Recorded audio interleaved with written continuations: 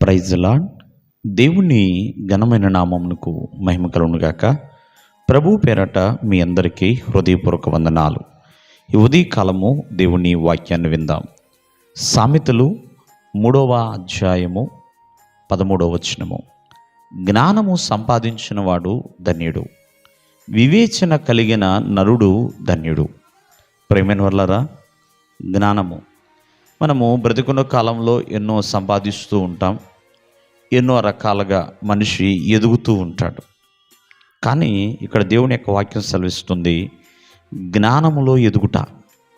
ఏ జ్ఞానములు అంటే ఈ లోక జ్ఞానము కాదు, ఇంకా ఏ జ్ఞానములు కాదు, దేవుడి జ్ఞానములో ఎదగాలి.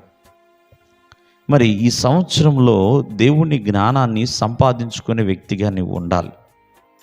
ఒకవేళ మరి దేవుని జ్ఞానమును గనక సంపాదిస్తే నీవు ఒక యోసేపు వలె ఉంటావు, ఒక దానియేలు వలె ఉంటావు దేవుని దృష్టికి. ప్రేమైన వలరా, దేవుడు ప్రేమించిన ఒక భక్తుడి వలె ఉంటావు. కావున దేవుని జ్ఞానము సంపాదించిన నరుడు ధన్యుడు అని బైబిల్ గ్రంథం సెలవిస్తుంది. దేవుని జ్ఞానమును సంపాదించాలి అంటే, దేవుని జ్ఞానములో ఎదగాలి అంటే ఏం చేస్తే దేవుని జ్ఞానంలో ఎదుగుతాం? మొదట ప్రభువుని అడగాలి. దేవా, నీ జ్ఞానమును నాకు దయచేయండి తండ్రి అని ప్రభువుని వేడుకోవాలి. మొదట ఎప్పుడైతే నువ్వు ప్రభువుని వేడుకుంటావో ఆ ప్రభు జ్ఞానాన్ని నువ్వు సంపాదించగలుగుతావు. రెండవదిగా చేయాల్సిన పని, ప్రియమైన వల్లరా, ప్రభు తన జ్ఞానము ఇచ్చేంత వరకు కూడా ప్రభు పట్ల నిరీక్షణ కలిగి ఉండాలి.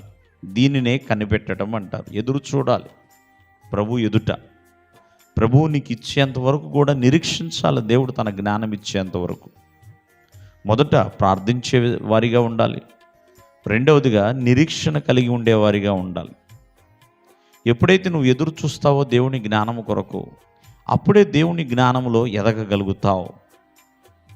డబ్బులో ఎదుగుతున్నావేమో, వాక్యంలో ఎదుగుతున్నావేమో, దేవుని సన్నిధిలో ఇంకా వేరే విషయాల్లో ఎదుగుతున్నావేమో, కానీ దేవుడి జ్ఞానం విషయంలో ఎదుగు.